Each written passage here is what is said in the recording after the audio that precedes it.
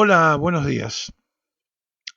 Hace 22 años, pero a las 0:30, es decir, ya en el día 20, estábamos cubriendo un programa de televisión en política y economía en PIE y éramos los únicos que estábamos en el aire porque la crisis que se vivía económicamente con el gobierno radical de Fernando de la Rúa había hecho que los noticieros cortaran los servicios noticiosos a las 0 horas para no pagar hora extra al personal y tenerlo trabajando a partir de ese horario.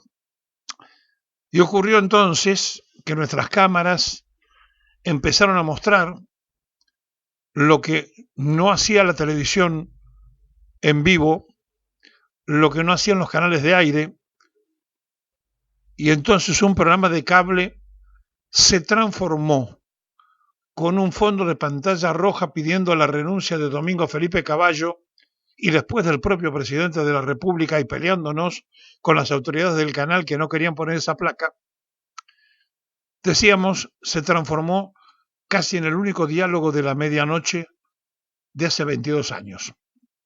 Sí, Fernando de la Ruina pasó a ser aquel presidente que se fue con 30 muertos, con la jueza Servini en la plaza evitando que mataran más gente, con un presidente que por televisión vio la represión, con una policía que no paraba de matar y con un verdadero desastre donde todo eso era el final de un ajuste liberal muy parecido al que hoy intenta Javier Milei, muy parecido al que se intentó y se va a intentar en un futuro inmediato bajarle los saberes a los jubilados.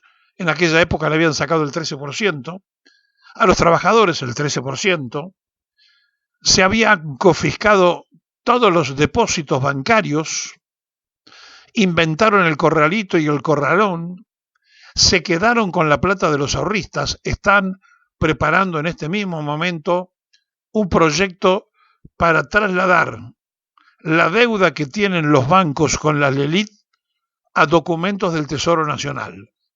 Casi una réplica de aquello que pasó hace 22 años. Miren, lo estamos previniendo. Saben, se llenó de muertos el país. Y hoy va a haber manifestaciones, va a haber protestas, va a haber ruidazo, va a haber gente tocando cacerolas.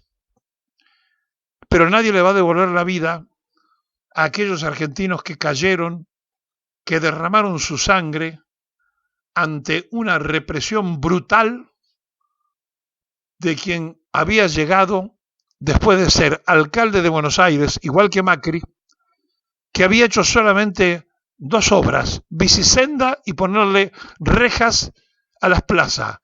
Primero los porteños y después todos los argentinos lo hicieron presidente de la República. Sí, ahora como hicieron con Milei, con mucha bronca, con mucha aptitud antiperonista y casi volviendo a lo libertario de aquel 1955. Porque la libertad avanza, carajo, se ha transformado en la libertadura, porque hoy se va a aplicar un código represivo y veremos las consecuencias de este código represivo si es que finalmente salen a protestar a las calles y si la ministra de Seguridad se anima a reprimir tal cual preanunció. Todo está previsto entonces para que sea una jornada difícil, compleja, de tirantés y de sorpresas. Y ojalá que no pase lo peor. 22 años atrás nos llenaban de sangre. 22 años atrás empezaba a irse en helicóptero un presidente. Sí, ellos nunca terminaron un gobierno. No lo terminó Hipólito Yrigoyen, no lo terminó Arturo Frondizi, no lo terminó Ilia, no lo terminó Alfonsín, no lo terminó de la Rúa. Y entonces, como nunca terminaron un gobierno, su obsesión fue que el peronismo tampoco lo terminara. Y estuvieron en el golpe del 55 y se engancharon en cada acción desestabilizadora contra los Fernández e intentaron asesinar a la vicepresidenta de la República y no pasó nada porque uno de ellos había puesto una jueza que pisó el expediente y la Argentina se sumerge entonces en que no le importa un atentado más o un intento de asesinato, y uno de los involucrados termina siendo el responsable de seguridad de Jorge Macri en la ciudad. Y entonces todo parece estar servido para que ocurra y se repitan escenas que ya conocemos, llenas de dolor, de carencias, de supresiones, de caídas de ilusiones, de dinero que no alcanza, de inflación, de dólar que se dispara, de combustible más caro, de tarifazos, todo aquello que ya pasó con Domingo Felipe Cavallo y que ya pasó con el macrismo, cuando el mismo ministro de hoy nos endeudó por 100 años en 100.000 millones de dólares porque la Argentina no tenía deuda. Sí, hoy va a haber un ruidazo. Quizá de recuerdo a aquello, pero también de preanuncio a que no se repitan y no se vuelvan a quedar con los fondos de los depositantes. Sí, el 55% votó a Milei. ¿De verdad lo votó? ¿En serio que le puso el voto? ¿O hicieron una asociación para que no ganaran los que estaban? Me parece que huele más a eso. Había motivos, había inflación, había un gobierno que prometió cosas que no hizo, había insatisfacción. Ahora, en una semana estamos peor que antes. Y vamos camino a estar peor, no solo que antes, sino que en el 2001.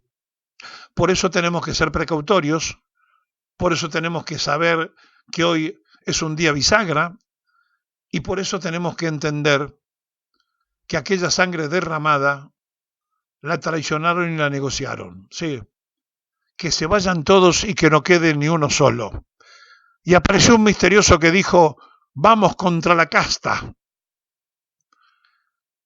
No puede ser, la Montonera pone bomba, la hizo ministra de Seguridad. No puede ser el endeudador que nos hizo perder 15.000 millones de dólares, lo hizo ministro de Economía. Voy a votar por Boca y por Macri. Lo silbaron y lo insultaron y perdió 30-70. ¿Ustedes son conscientes del tiempo y el momento que vivimos con el proyecto Cachivache? ¿Son realmente conscientes de lo que está pasando?